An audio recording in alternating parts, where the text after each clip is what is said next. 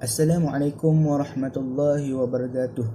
Jadi insya-Allah pada hari ini kumpulan kami akan menerangkan tentang penurunan dan pengumpulan Al-Quran pada zaman Rasulullah sallallahu alaihi wasallam. Okey, pengenalan. Pengumpulan Al-Quran membawa dua maksud, iaitu pengumpulan secara hafazan, al-hifzu fi sudur, dan pengumpulan secara penulisan, al-hifzu fi sudur. Jadi ini bermakna pada zaman Rasulullah sallallahu alaihi wasallam Al-Quran dikumpul melalui dua kaedah, iaitu secara hafazan dan juga penulisan.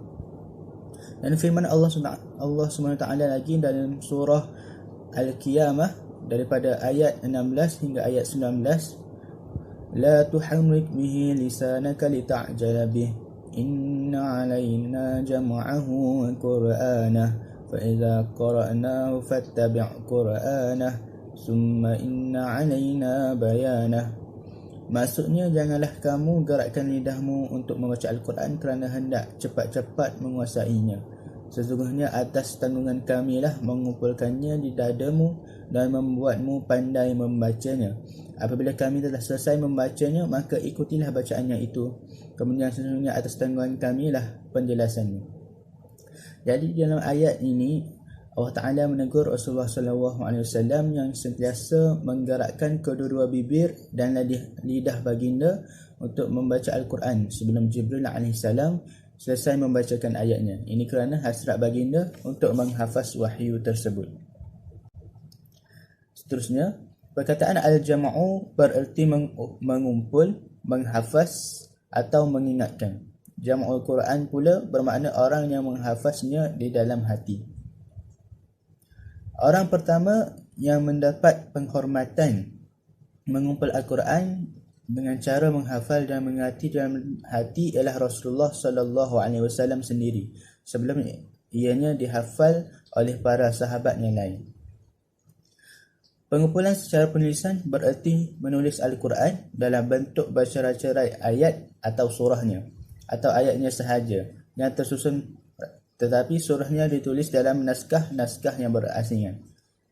Pada zaman Rasulullah, Al-Quran ini juga ditulis, tetapi ditulis secara berasingan dan tidak seperti mushaf yang kita ada pada hari ini, yang telah disusun rapi oleh ulama-ulama yang terdahulu.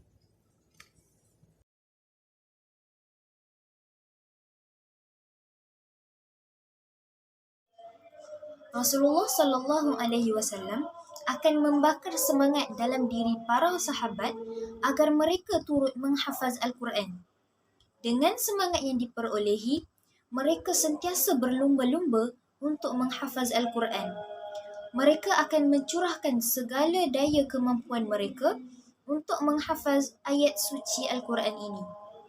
Setelah mereka menghafaznya, mereka dapat menyampaikannya kepada para isteri mereka dan anak-anak mereka. Antara para sahabat yang berjaya menghafaz Al-Quran ialah Abu Bakar As-Siddiq, Umar Al-Khattab, Abdullah bin Mas'ud, serta ramai lagi para sahabat. Rasulullah sallallahu alaihi wasallam akan membakar semangat dalam diri para sahabat agar mereka turut menghafaz Al-Quran. Dengan semangat yang diperolehi, mereka sentiasa berlumba-lumba untuk menghafaz Al-Quran. Mereka akan mencurahkan segala daya kemampuan mereka untuk menghafaz ayat suci Al-Quran ini.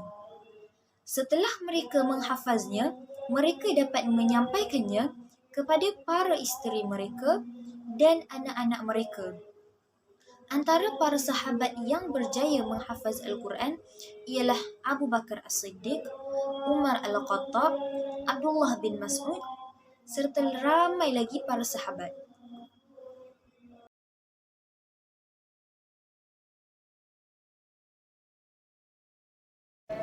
Okey, jadi insya-Allah saya akan teruskan dengan penyusunan Al-Quran secara penulisan. Jadi kita tahu bahawa Nabi Muhammad SAW telah menerima Al-Quran daripada Allah Subhanahu Wa Taala melalui perantaraan malaikat Jibril. Jadi Nabi mengarahkan beberapa orang daripada kalangan sahabat seperti Khulafa' Rashidin, iaitu Sayyidina Abu Bakar As-Siddiq, Umar Al-Khattab, Osman bin Affan dan juga Sayyidina Ali bin Abi Talib. untuk menulis wahyu dalam bentuk mushaf, iaitu dalam bentuk fizikal. Selain itu ada juga sahabat yang bukan daripada golongan Khulafa' Rasyidin yang menulis wahyu tersebut. Contoh sahabatnya ialah seperti Zaid bin Sabit, Muawiyah dan Abdullah bin Mas'ud. Dan antara sahabat yang paling masyhur dalam penulisan wahyu ialah Zaid bin Sabit, Sayyidina Ali bin Abi Talib, Abdullah bin Mas'ud dan juga Muawiyah. Jadi penulisan ini secara mengikut hafalan daripada ingatan Nabi Muhammad sallallahu alaihi wasallam. Seterusnya, selain daripada Nabi mengarahkan sahabat untuk menulis wahyu, Nabi juga mengarahkan bahawa susunan surah itu mengikut daripada Nabi Muhammad sallallahu alaihi wasallam. Hal ini kita dapat lihat daripada hadis yang telah ditunjukkan. Jadi saya akan bacakan maksudnya. Hadis ini bermaksud, apabila diturunkan sesuatu ayat, Rasulullah sallallahu alaihi wasallam akan menyuruh penulis wahyunya menulis ayat tersebut. Maka baginda akan mengatakan, letakkan ayat-ayat ini di dalam Al-Quran yang ada menyebut tentang perkara yang begitu dan begini.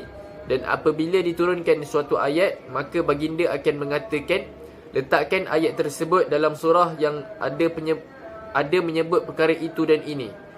Jadi kita tahu bahawa walaupun sahabat yang menulis Al-Quran itu, tapi bukan sahabatlah yang menyusun surah-surah ataupun ayat-ayat di dalam Al-Quran. Kita tahu bahawa semua perkara yang Nabi buat itu adalah wahyu. Jadi ianya juga ialah wahyu daripada Allah Subhanahu Wa Taala. Jadi kita teruskan dengan pembentang seterusnya. Bismillahirrahmanirrahim. Pada zaman ini, para penulis wahyu telah menulis ayat-ayat Al-Quran pada pelepah-pelepah tamar, ketulang-ketulang batu, tulang-tulang unta dan biri-biri, tulang-tulang unta dan tulang biri-biri yang telah kering, kulit-kulit binatang, kulit-kulit atau daun kayu dan sebagainya. Seterusnya, Zaid bin Thabit berkata, kami menulis Al-Quran di hadapan Rasulullah sallallahu alaihi wasallam pada kulit binatang. Hadis riwayat Al-Hakim dalam Al-Mustadrak Hakim. Jadi di sini kita dapat simpulkan bahawasanya sebelum Al-Quran itu dikumpulkan dalam satu mushaf, ianya ditulis pada pelepah-pelepah tamar, tulang-tulang batu, tulang-tulang unta, biri-biri dan sebagainya. Dan Rasulullah sallallahu alaihi wasallam tidak menegahnya. Kami menulis Al-Quran di hadapan Rasulullah sallallahu alaihi wasallam pada kulit binatang. Dan seterusnya, tidak ada larangan daripada Rasulullah sallallahu alaihi wasallam. Seterusnya, ini menunjukkan betapa sukarnya para sahabat menulis wahyu pada alat-alat tersebut. Tetapi besar hikmahnya, di mana penulisan Al-Quran itu semakin menambah kekuatan hafazan mereka. Sebagaimana Rasulullah sallallahu alaihi wasallam menghafal Al-Quran dan membacakannya di hadapan malaikat Jibril alaihi salatu wassalam, maka para sahabat pula membacakan ayat-ayat Al-Quran yang mereka hafal dan tulis itu di hadapan Rasulullah sallallahu alaihi wasallam.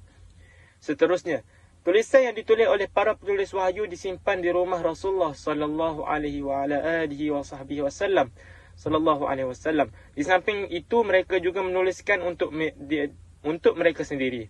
Walau bagaimanapun, pengumpulan pada zaman Rasulullah sallallahu alaihi wasallam, Al-Quran itu belum dikumpulkan dalam satu mushaf, buku berjilid. Sekian. Seterusnya, saya akan menjelaskan sebab-sebab Al-Quran tidak dikumpulkan dalam satu mushaf. Pada masa hayat baginda Rasulullah SAW, ayat-ayat Al-Quran tidak dikumpulkan dalam satu mushaf. Dan didapati keadaan ayat-ayat Al-Quran bercampur aduk dan bercerai-berai. Keadaan ini terjadi kerana pada masa itu Al-Quran tidak diturunkan sekaligus, tetapi diturunkan secara beransur-ansur. Kesannya, ia menyebabkan penulisan ayat Al-Quran dalam satu mushaf itu bertambah sukar, melainkan Allah telah menurunkan ke semua ayat Al-Quran itu secara sempurna kepada Nabi Muhammad SAW. Selain daripada itu, susunan ayat-ayat dan surah-surah juga tidak mengikut susunan penurunannya. Dan apabila diteliti penyusunan yang dibuat terhadap Al-Quran, ada sesetengah ayat yang diturunkan kemudian, tetapi dalam Al-Quran diletakkan di awal surah. Justru itu, Sekiranya Al-Quran ditulis dan dikumpulkan dalam satu mushaf seawal penurunannya, maka pastinya ia perlu sentiasa diubah setiap kali wahyu diturunkan kepada Nabi Muhammad SAW. Mengapa Al-Quran tidak dikumpulkan di dalam satu mushaf ketika hayat Rasulullah SAW? Antara sebabnya ialah terdapat beberapa ayat Al-Quran yang dimansuhkan kerana turunnya ayat-ayat Al-Quran yang baharu yang menasahkannya. Sekiranya sejak dari awal lagi ayat Al-Quran ini dikumpulkan di dalam satu mushaf, sudah tentu terdapat banyak pindaan yang perlu dilakukan setiap kali pindaan ataupun pemansuhan ayat itu berlaku. Jadi perkara ini akan menyukarkan Rasulullah SAW, dan disebabkan itu baginda tidak pernah menyuruh para sahabat untuk mengumpulkan ayat Al-Quran di dalam satu mushaf. Berikutnya, terlalu ramai penghafaz Al-Quran dan penulisnya menyebabkan penulisan Al-Quran berada di merata-rata tempat. Mereka tidak merasakan bahawa pengumpulan di dalam satu mushaf itu sesuatu keperluan kerana mereka telah menghafaz keseluruhan ayat Al-Quran di dalam dada masing-masing, mengikut sebagaimana yang telah ditunjukkan oleh Rasulullah SAW sendiri kepada mereka. Baginda juga telah menerangkan kepada mereka tempat letaknya segala ayat dan surah seperti yang diarahkan oleh Allah Subhanahu Wa Taala. Kemudian pada zaman pemerintahan baginda juga, umat Islam berada dalam suasana yang baik, yang aman dan juga damai, dan juga tidak ada sebarang fitnah memfitnah, dan juga terdapat banyak penghafaz Al-Quran pada ketika itu. Maka tidak ada sebab yang mustahak yang boleh mendorong kepada pengumpulan Al-Quran di dalam satu mushaf. Tambahan pula, alat-alat untuk kegunaan menulis sukar didapati kerana pada masa itu mereka hanya mengukir tulisan di atas kepingan kayu, ketulan batu, kulit-kulit kering dan juga tulang temulang sahaja. Mengikut pandangan Al-Zarkashi bahawa Al-Quran tidak ditulis di dalam sebuah mushaf pada zaman Rasulullah SAW kerana takut terjadinya perubahan terhadapnya. Oleh itu, penulisan Al-Quran dilakukan agak terlewat, iaitu bermula daripada zaman Khalifah Abu Bakar dan selesai pada zaman Khalifah Uthman Al-Affan. Dan pada ketika itu wujudnya satu mushaf Al-Quran yang dinamakan Al-Quran Mushaf Uthmani. Kebanyakan para ulama berpendapat bahawa pengumpulan dan penulisan Al-Quran pada zaman Rasulullah SAW dilakukan meliputi 7 huruf. Dan apa yang dimaksudkan dengan 7 huruf ini, para ulama berbeza pendapat tentang apa yang dimaksudkan dengan 7 huruf ini. Dan antara pendapatnya ialah 7 huruf ini mewakili 7 qiraat yang boleh dibacakan ketika kita membaca Al-Quran. Jadi itu sahaja daripada kami. Assalamualaikum warahmatullahi taala wabarakatuh.